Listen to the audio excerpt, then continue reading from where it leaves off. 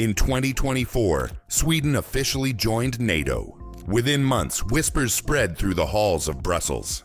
Generals leaned across tables and spoke a shocking phrase. The smallest jet just rewrote our playbook. It was not the F-35. It was not the futuristic B-21 bomber. It was the Gripen, a fighter built not to dominate runways, but to survive without them.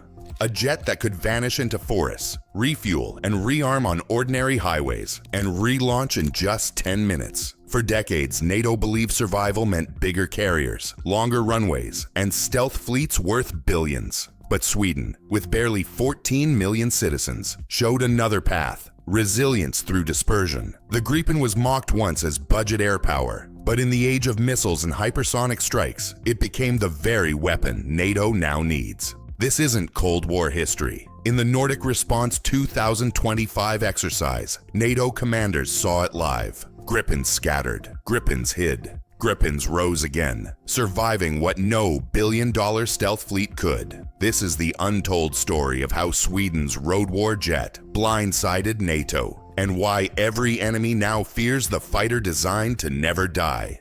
In 1982, Sweden's parliament approved a radical idea. The mission was about survival, not prestige. This became the heart of the BAS-90 doctrine. If the Soviets struck first, air bases would burn. So Sweden rewrote the rules. Instead of billion-dollar runways, the jet would live on highways. The Gripen was built for this life. Its landing gear was strengthened, its engine tuned for short bursts, its frame shaped for agility. The demand was ruthless: take off and land on 800 meters of road, hidden between forests or along frozen fields. And it had to work with almost nothing. Not massive crews, not endless machines, just a 6-person team, a single fuel truck, a simple ladder, a box of tools. That was all it needed. In 10 minutes, the Gripen could be rearmed, refueled, and relaunched. It could scatter across the countryside, hide beneath trees, vanish into barns, and then rise back into the sky. To NATO, this looked impossible. To Sweden, it was simply logic.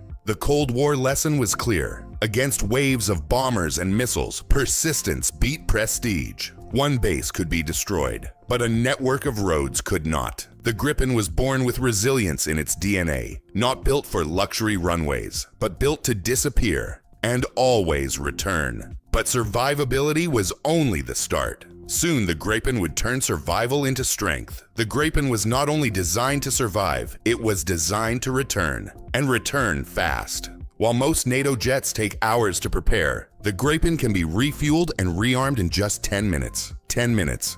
The time it takes to brew coffee, Sweden can launch another fighter. The secret is not sprawling air bases. It is a 6-person crew. One mechanic for the fuel, one for the weapons, others for the checks. A team smaller than a soccer squad can bring the jet back to life. No massive hangars, no endless lines of support trucks, just speed.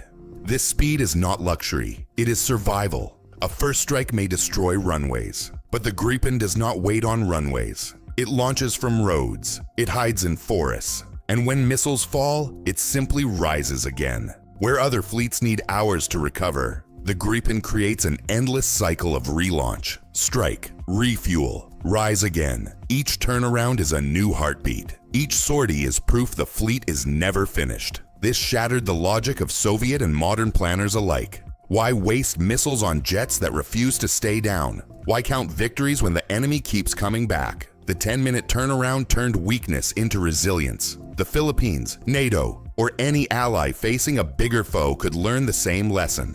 Because survival is not about matching power. It is about denying your enemy the kill. But another question remained. How do you keep fighting while constantly hiding? The Gripen was not built to scream. It was built to see. At its nose sits the ES-05 Raven radar, a swashplate antenna that can scan far off axis without the jet ever turning its body. But radar alone is a shout, a broadcast that reveals your own position. So Sweden gave the Gripen a second set of eyes, the Skyward GIRST, an infrared search and track system. It does not emit, it does not reveal, it simply watches the heat of the sky, exhaust trails, friction-heated wings, even so-called stealth aircraft glow under its gaze. Where America leans on powerful radars, the Gripen hunts with silence. It does not advertise. It whispers, and when it locks on, the target often never knows. This is its deadliest trick.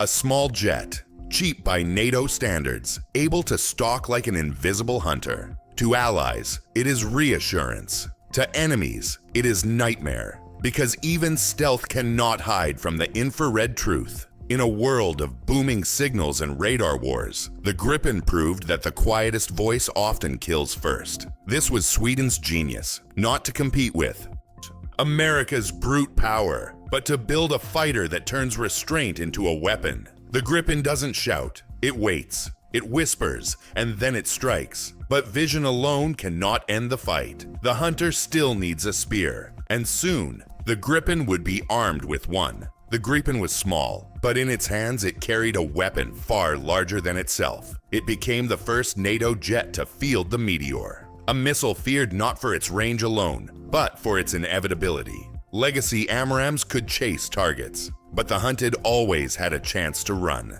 The Meteor erased that chance. Its ramjet engine kept pushing even in the final moments. Its guidance stayed locked, its speed unrelenting, and its no-escape zone stretched beyond 100 kilometers. For any enemy pilot, that phrase was a death sentence. No escape. Once fired, the math was simple. Running was useless. Dodging was futile. It was not a duel. It was execution at distance. This gave the Gripen teeth sharper than its size suggested. A small fighter, once dismissed as budget air power, now carried the deadliest spear in NATO's skies. Suddenly, its critics fell silent, because even giants feared the weapon it launched. While America's AMRAAM ruled the past, Sweden's Meteor pointed to the future. The balance between hunter and hunted had shifted. Gripens did not need massive squadrons. They needed only a few shots of inevitability. Enemies knew, once the trigger was pulled, the fight was already over. But Sweden's genius did not stop with the missile. Survival in modern war also meant bending the very airwaves. And the Gripen was about to turn electronic silence into a shield. The Gripen was not only a hunter, it was also a phantom. Packed inside its frame was the Erexis electronic warfare suite. This turned the jet into more than a fighter. It became a jammer, a decoy, a ghost. On enemy radars, one Gripen could look like 10. It could flood sensors with false signals. It could scatter echoes across the sky. It could create entire squadrons out of thin air. Missiles locked onto phantoms. Pilots chased illusions. And the real jet slipped away untouched. The brilliance was in deception. Russia built its doctrine on missile radars and layered defenses. But the Gripen could turn those very radars against themselves. A screen full of Erexis ghosts forced operators to waste shots. Their precision became paralysis. And the smallest fighter on the battlefield suddenly looked like the largest. This was power beyond speed or stealth. It was the power to confuse, to mislead, to make enemies doubt their own eyes. In the age of hypersonic weapons and long-range strikes, the Gripen proved that survival was not only about armor, it was about fog.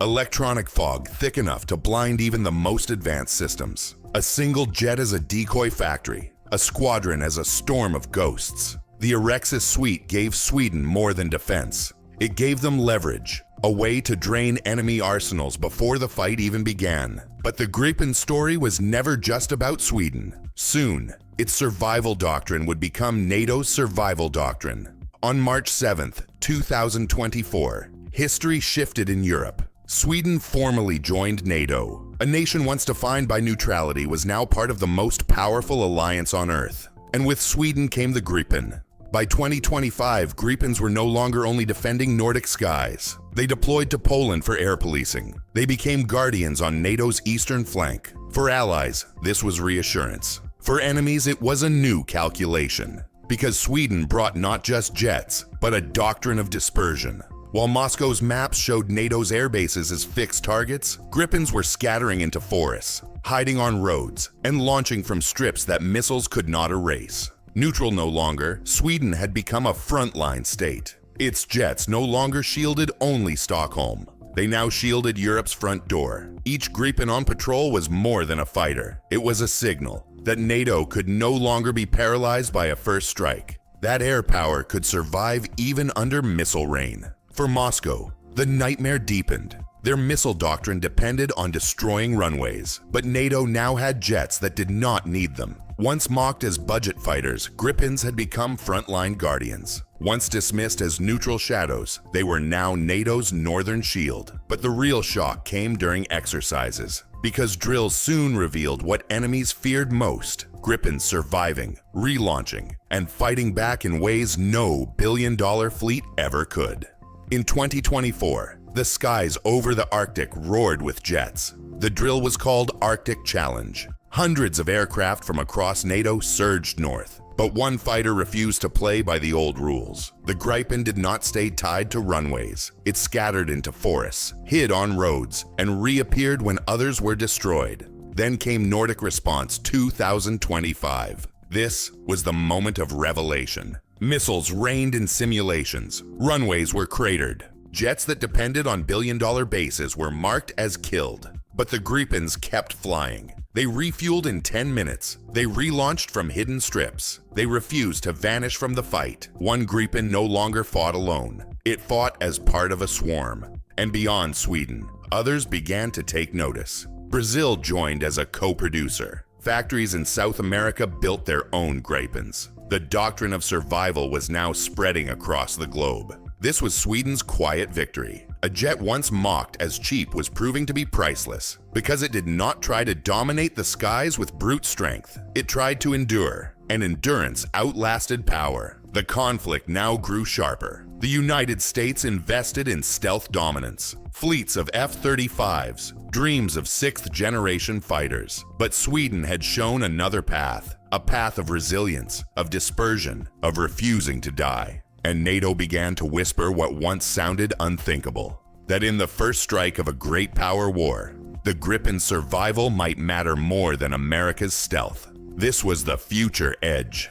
A philosophy as much as a plane. A doctrine that turned highways into runways, small crews into lifelines, and survival into victory. From 2025 to 2030, Gripens would not just defend Sweden, they would export an idea: that no fleet is invincible, but some fleets refuse to disappear. And that was the lesson NATO never saw coming. The truth of the Gripen was never about dominance. It was about endurance. It was not built to control every sky. It was built to outlast annihilation. This was the ultimate realization. For decades, NATO chased stealth, range, and billion-dollar platforms, but it missed the one ingredient that war always proves vital: survivability. And survivability was the Gripen's DNA.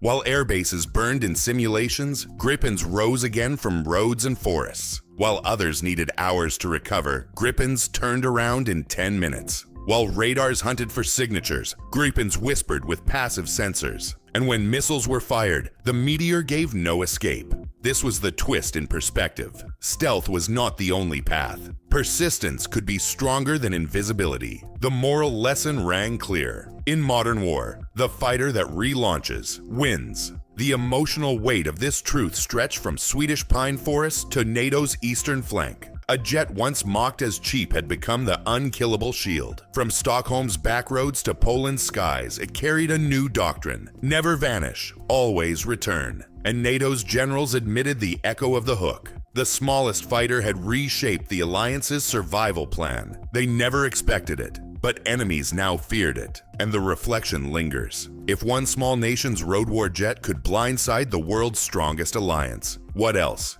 Hidden in plain sight is the world still underestimating. The story of the Gripen is not about size. It is not about price tags. It is about resilience. This jet proved that fear does not come from the biggest fighter or the most expensive stealth fleet. It comes from the machine that refuses to die. Sweden's fighter showed the world that survival is the greatest weapon. That a nation of barely 14 million could teach NATO a lesson it had forgotten.